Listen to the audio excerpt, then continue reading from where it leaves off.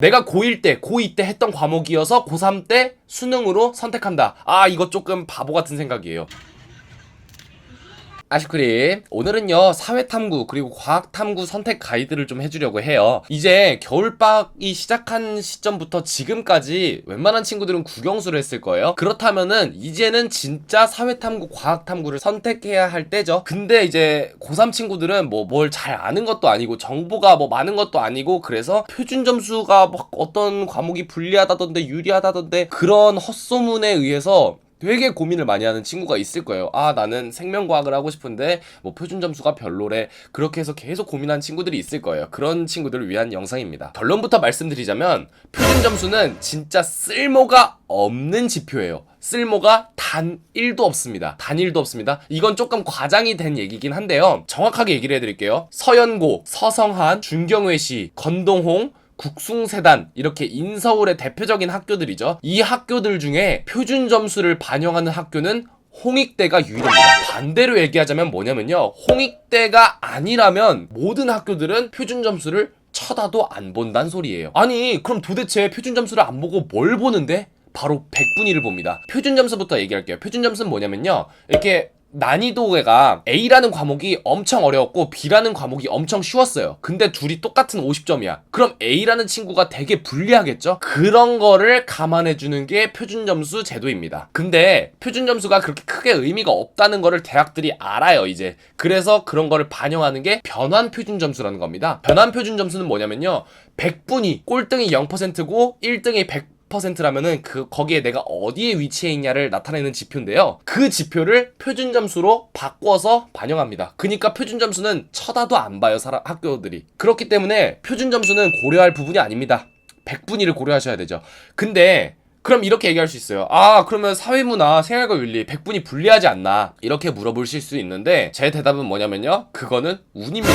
그 해 수능이 어떻게 나왔냐, 그리고 사람들이 어떻게 받았냐에 따라 달라요. 근데 확실한 거는 쉽게 나오는 것만 아니면은 다 100분위가 1부터 100까지 다 갈리기 때문에 너무 크게 고려하실 조건이 아니에요. 쉽게 나오지만 않는다면. 그러니까 쉽게 나오면은 상당히 불리해질 수 있다는 얘기죠, 최상위권 친구들은. 그렇다면 이제 100분위 표준 점수에 대한 정리는 끝났고 어떤 과목을 선택하는 게 좋냐라고 여쭤보실 거예요. 그러면은 제가 이렇게 간단하게 얘기해 드릴게요. 내가 고1 때, 고2 때 했던 과목이어서 고3 때 수능으로 선택한다. 아, 이거 조금 바보 같은 생각이에요. 왜냐면 내가 고1 때, 고2 때 했던 공부 있죠. 그거 솔직히 기억나요? 많이 나지도 않을 뿐더러 그 내신 때 했던 거는 수능 때 그렇게 크게 다루지는 않아요. 그게 전부가 아니란 말이죠. 수능이 100이라고 가정을 했을 때 내가 고1, 2 때 배웠던 거는 한 15 정도밖에 안 되거든요. 차라리 그럴 바에는 나한테 잘 맞는 과목 또는 고3 때 하는 과목을 선택하겠습니다, 저라면. 그래서 제가 추천드리는 바로는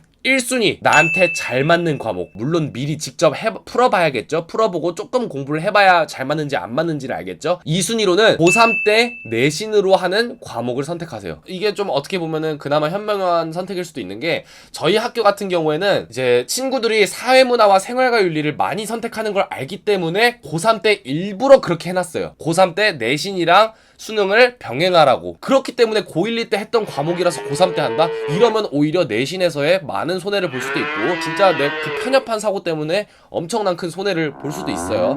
그렇기 때문에 내가 고1, 2 때 한 게 아까워서 고3 때도 한다? 아, 이거 진짜 바보 같은 생각입니다. 진짜 내가 미친놈처럼 열심히 했어. 그러면 고려해볼 만해요. 근데 그게 아니라 뭐 대충 찔끔찔끔 해놓고 그게 아까워서 라고 하면은 진짜 바보예요, 바보. 1순위, 잘 맞는 과목을 선택해라. 2순위는 고3 때 내신으로 하는 과목을 해라, 이 정도인데요. 근데 그 중에서도 이런 것들이 있죠. 공부를 안 하는 친구들이 몰려오는 과목을 선택하면 되게 좋아요. 그러니까 다시 말하자면 빠순위가 많은 과목을 배제하시는 게 좋을 거예요. 문과 같은 경우에는 역사가 대표적인 예시예요. 역사는 진짜 죽었다 깨어나도 저는 1등급 못 맞아요. 그 빠순위들이 너무 많아서, 그리고 그 친구들이 날고 기어서 제가 아무리 열심히 해도 1등급 맞을 자신이 없어요, 솔직히. 그게 이과에서는 물리 정도가 될 거예요. 물리가 되게 빠랑 잘 맞는 친구들이 많아서 좀 받기가 힘들다. 근데 물론 이건 언제까지나 1등급 그리고 최상위권 얘기지, 내가 최상위권이 목표가 아니라 한 뭐 3등급 정도가 목표다라고 하면은 그냥 자기가 하고 싶은 거 해도 충분히 나올 수 있습니다. 그래서 개인적으로는 문과 같은 경우에는 지금 사회문화와 윤리와 사상을 하는 게 되게 유리해요. 윤리와 사상하고 생활과 윤리가 겹치는 부분이 되게 많거든요.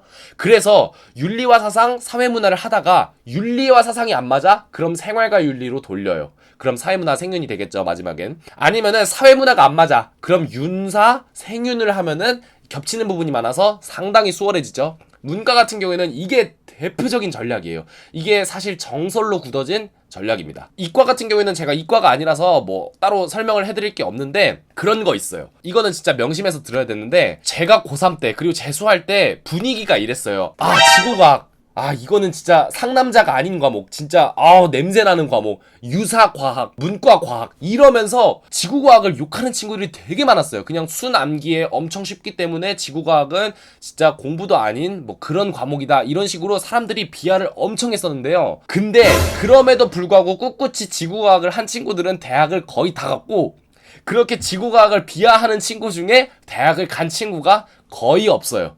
진짜 그렇기 때문에 그 사람들의 의견을 듣지 마시고 어떤 게 꿀 과목인지를 잘 찾아보시는 거 되게 중요합니다. 근데 또 요즘 들려오는 말은 지구과학이 그렇게 꿀이었어가지고 이제 꿀빨러들이 좀 들어와서 다시 좀 헬 과목이 됐다, 그런 썰이 있어요. 근데 생활과 윤리와 사회문화도 조금 점점 헬 과목이 돼가는 추세긴 한데 아직까지는, 그리고 또 뭐 3등급까지는 정말 쉽다고 자부할 수 있습니다. 사회문화 생윤 같은 경우에는 진짜 15문제는 그냥 공부 일주일 하면 맞출 수 있어요. 나머지 5문제가 관건인 것 뿐이죠.